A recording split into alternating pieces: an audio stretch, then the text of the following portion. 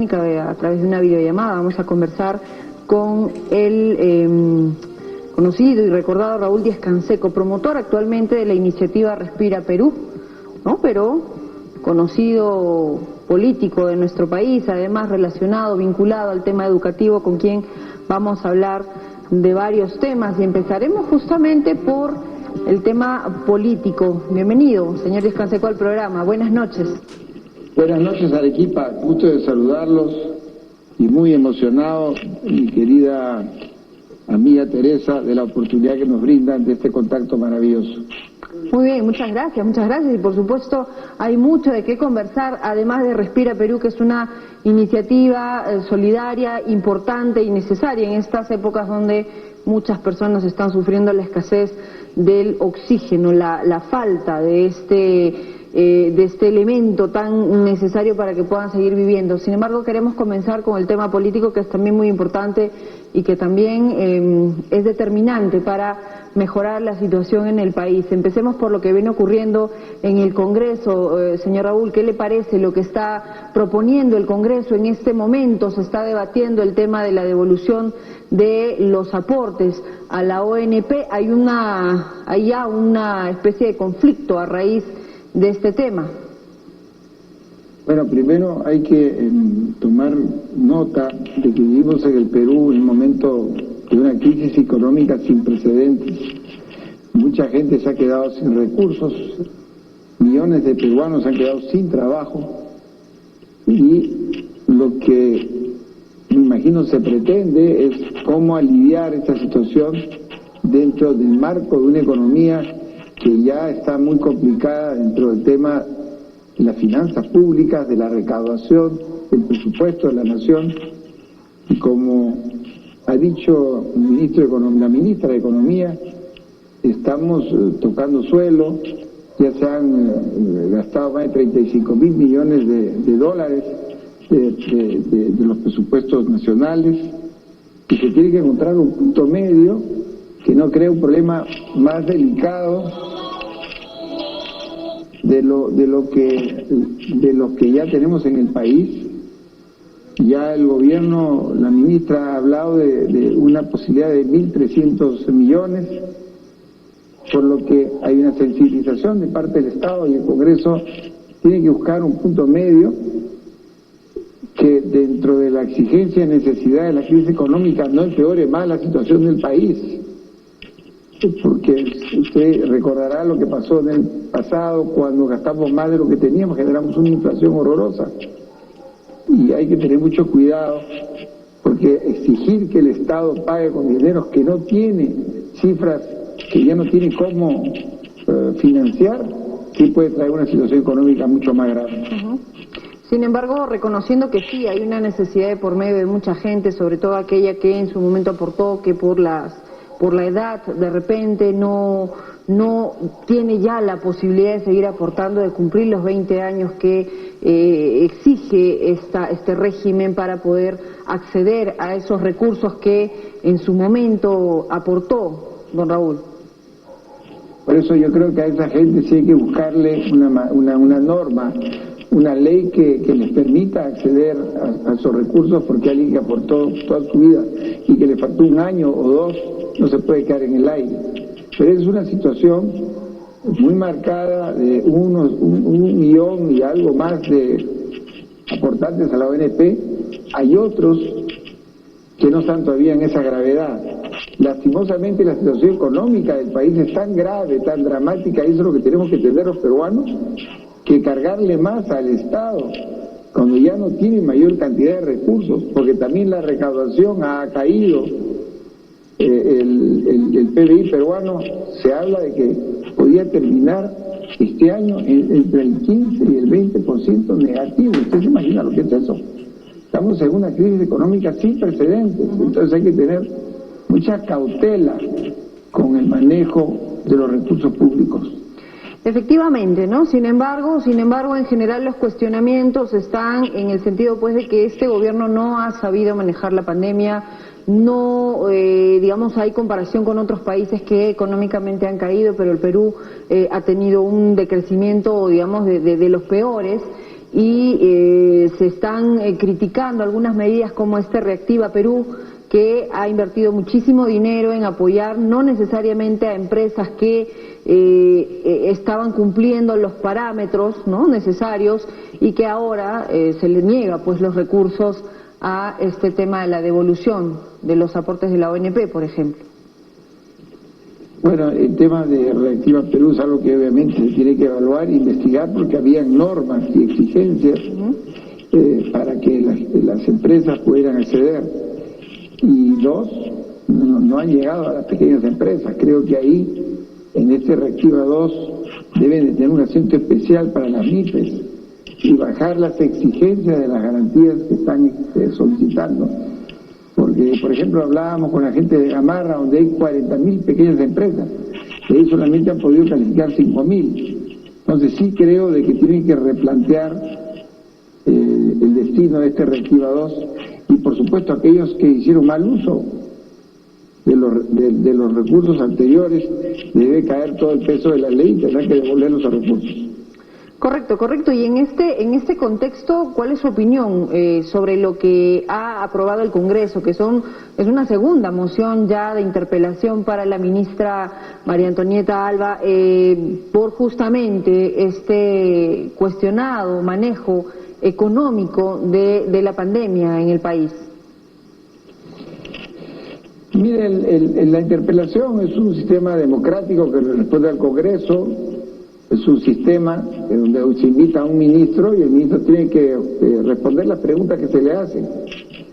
Yo lo único que le puedo decir es que espero que cuando la ministra sea invitada y sea interpelada con las preguntas, ella pueda responder adecuadamente, porque a estas alturas del partido, cambiar un ministro de Economía también manda una señal muy mala y unos indicadores muy malos a los inversionistas extranjeros y a que califican al Perú permanentemente. Sí creo de que tiene que haber un cambio en la política económica del país, porque estamos totalmente parados. La reactivación no se ha dado y tenemos millones de personas, de peruanos que han perdido su trabajo, de modo que sí amerita una revisión de la política que están desarrollando. Correcto, pero ¿qué cambios tendrían que implementarse en todo caso? Porque además recordemos que una interpelación tiene de por medio un riesgo de censura, ¿no? Y usted lo ha dicho, sería un momento adecuado para una decisión de este tipo. ¿Cuál es su opinión, además de estas políticas que en este momento está cuestionando el Congreso de la República? Yo creo de que el tema de los recursos para reactivar a la pequeña empresa se tiene que dar, pero tienen que flexibilizar las exigencias para poder acceder a esos recursos. Están pidiendo garantías que las pequeñas empresas no las pueden tener. Por otro lado, tenemos que flexibilizar las normas y las exigencias que tiene el Estado en los procedimientos y ser mucho más ágiles en la reactivación de la obra pública, que es la que puede generar una reactivación de la economía en el corto plazo. Correcto, correcto. Y a propósito del Congreso, que ha estado, digamos, en un constante tira y jala con el Ejecutivo, tuvimos una negativa del voto de confianza al gabinete del señor Cateriano. ¿Qué le parece a usted la actuación que viene teniendo en este momento el Legislativo, don Raúl? Mire, yo lo que tengo que decirle es que la presentación que ha hecho el actual primer ministro fue una presentación importante de buscar encuentros comunes, de dialogar, de flexibilizar, de escuchar, y creo que el Congreso tiene que ir por ese camino. Y por otro lado, los congresistas tienen que reflexionar que, si bien es cierto, vivimos una situación gravísima en la economía y la gente, el poblador peruano, el ciudadano peruano no tiene recursos, no podemos ir a políticas de dejar de afrontar las obligaciones, y lo que tiene que refinanciar, bajar las tasas, pero afrontar la situación que vive el país, porque es muy delicada y podemos correr el riesgo de que nos baje la calificación de riesgo y las tasas de los préstamos en el Perú suban, y los que más paguen esas subidas sean los que menos tienen. Pero recordemos que en el Congreso se están planteando iniciativas en el sentido pues de congelar las deudas, ¿no? Y en realidad se han ido tomando algunas decisiones que van contra lo técnico, podemos decir, se han calificado de populistas. ¿Usted cree que esto está caracterizando a este Congreso? Yo creo que es un error que el Congreso no analice con mayor detenimiento las leyes que se están proponiendo, porque van a hacer que la crisis se profundice. Sí, se puede dialogar con el Ejecutivo y hacer un planteamiento de una refinanciación de las deudas, coordinar con las entes financieras para que los intereses de esa refinanciación sean menores. Pero de ahí a la política del perro muerto de no pagar lo que se debe es determinar destruir la economía nacional. Muy bien, muy bien. Y a propósito del manejo, el tema económico no es lo único que se ha cuestionado al Ejecutivo, también el tema sanitario. ¿Cuál es su opinión respecto a cómo está manejando el gobierno el tema sanitario, teniendo en cuenta pues que el sistema de salud no ha sido atendido desde hace mucho tiempo y en estas circunstancias se ha hecho más evidente la crisis sanitaria que ha tenido el Perú desde hace mucho tiempo? Bueno, esta crisis, esta pandemia ha desnudado pues la precariedad del sistema de salud peruano.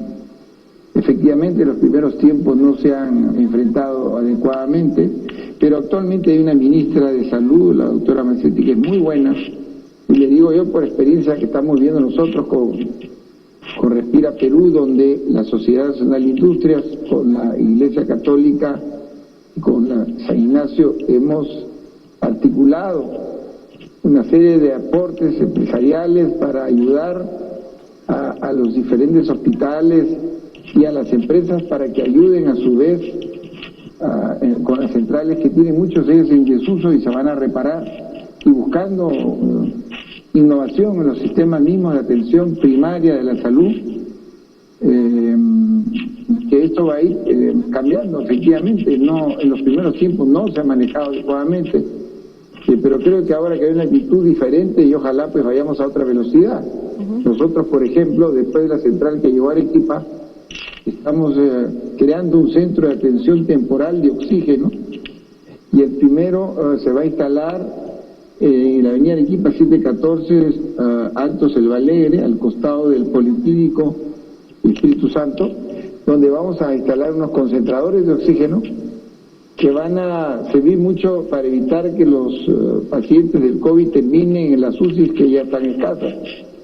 Yo creo que, siguiendo el modelo del Ecuador, donde tenían 700 muertos todos los días y trajeron unos respiradores de oxígeno para sustituir o en todo caso paliar a los metálicos, y acá tengo la nota exactamente, son unos ventiladores personales con posibilidad para cualquier estado crítico. Eso se va a hacer, los primeros se van a instalar un convenio con la iglesia del Monseñor Javier del Río, y yo estimo que la próxima semana debe ser el primer centro en este lugar que les comentaba, y esto se debe duplicar y replicar en todo el país para salir con una política más agresiva de contención en el coronavirus. Correcto, correcto, y ahondaremos en este tema porque es sin duda muy importante y es un gran aporte para los pacientes arequipeños de COVID. Sin embargo, nos gustaría también saber su opinión respecto al tema de educación. Se está viendo sumamente afectada la educación obviamente en el Perú, y uno de los últimos problemas ha sido esto de las tablets, que no ha podido concretarse la compra de estos productos destinados a atender a estudiantes, especialmente de zonas rurales, que en este momento pues no tienen el acceso a los medios para poder acceder a esta educación a distancia, esta educación digital que se está dando en el país en este momento por las circunstancias. Así es, le dije al comienzo que esta pandemia ha desnudado una precariedad del estado de los servicios de salud y de la educación. y que lo que hay que hacer obviamente es una transformación de la educación pública en el país y articular en la era moderna, digital, a todas las escuelas públicas. Y es lamentable, por no decir censurable, que las tablets que ofreció el presidente de la República hace más de 2 meses no se ha podido comprar por actitudes medias raras de algunos funcionarios del Ministerio de Educación, y que haya que hacer una investigación profunda. Pero lo que sí es cierto, que un pésimo manejo que se ha hecho este año, está perdiéndose un año de la juventud de los chicos, que vamos a tener que ver cómo reforzamos en el futuro. Y 2, que la tecnología no puede estar ajena a la enseñanza en nuestro Perú. Efectivamente, ¿no? Y se está planteando inclusive que automáticamente aprueben todos los escolares el año. ¿Le parecería lo correcto, lo adecuado, dadas estas limitaciones, esta falta de acceso que tienen muchos estudiantes en el país? Bueno, los alumnos no tienen la culpa de este desmanejo total que ha habido en este sector, pero yo sí pienso que se va a tener que hacer un doble esfuerzo el próximo año para nivelarlos y de repente aprovechar el verano para echarlo.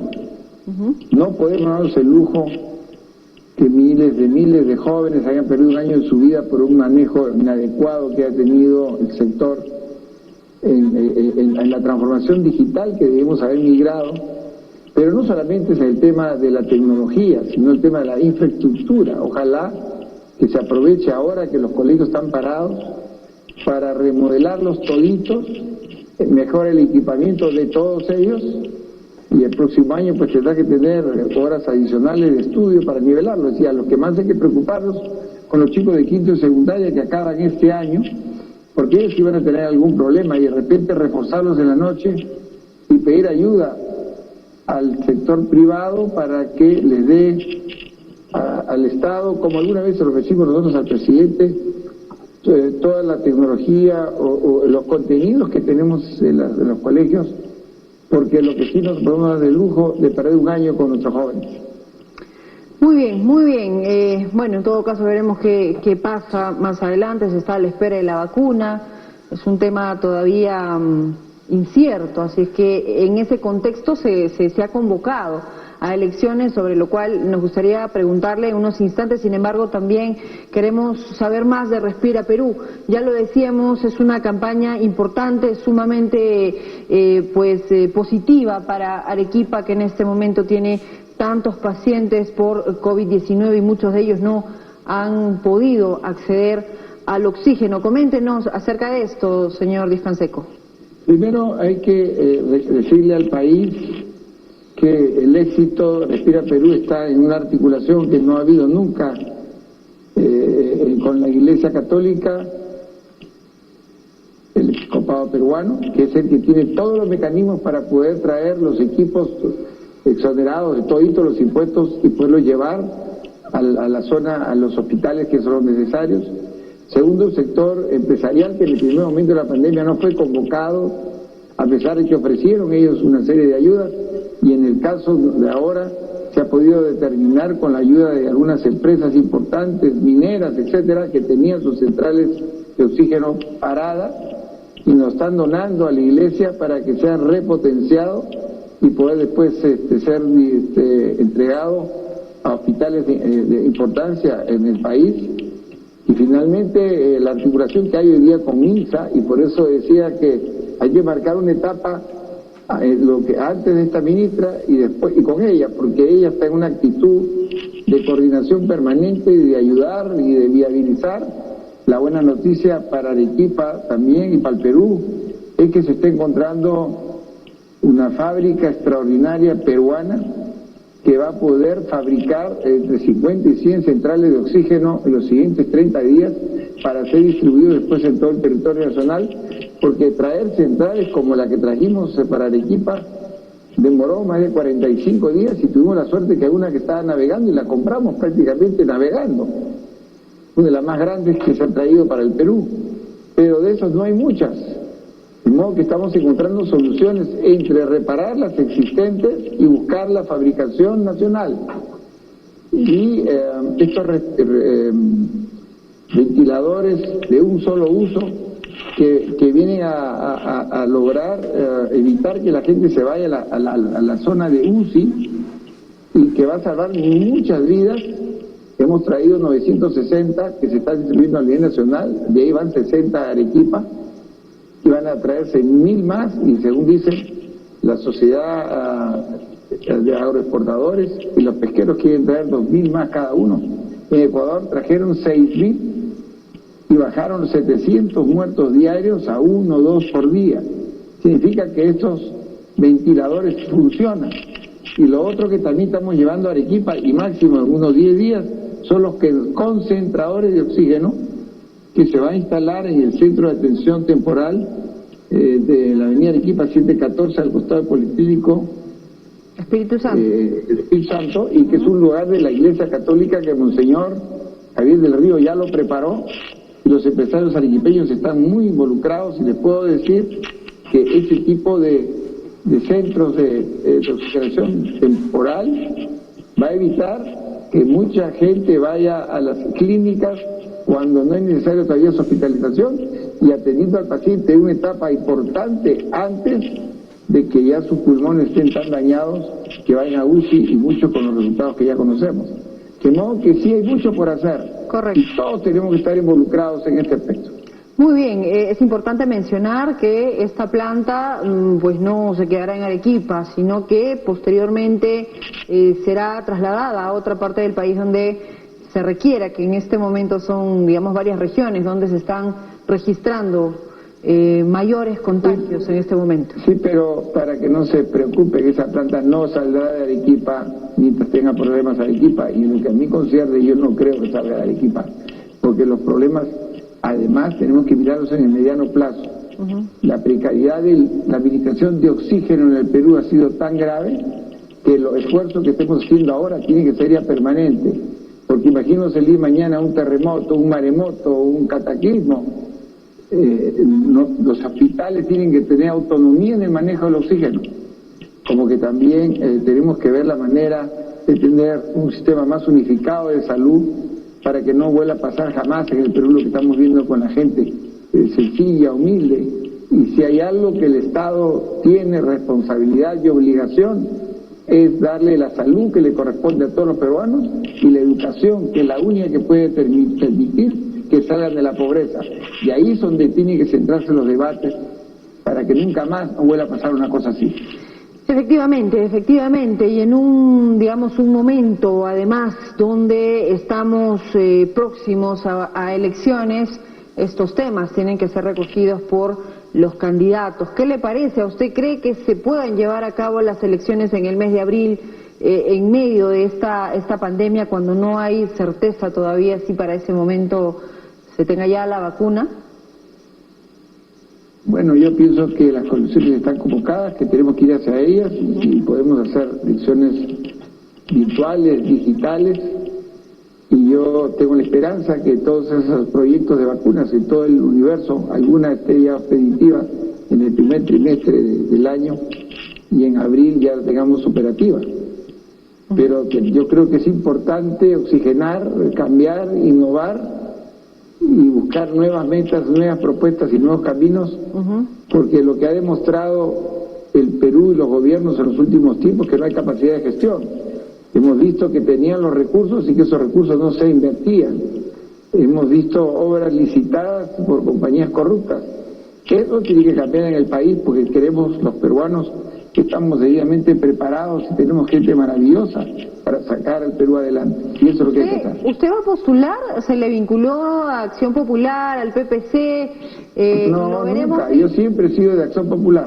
Muy bien, lo veremos entonces en las próximas elecciones. Por supuesto que me van a ver como candidato, pero pensando de que hay que ir con un gran equipo, porque pienso que llegue el 28 de julio de 2021 viene a enfrentar una crisis sin precedentes en el Perú, y donde lo que hay que hacer es un gobierno con la mejor gente del país y convocar con la mano extendida a todos, porque no va a haber luna de miel y vamos a tener que cambiarlo todo en el corto plazo.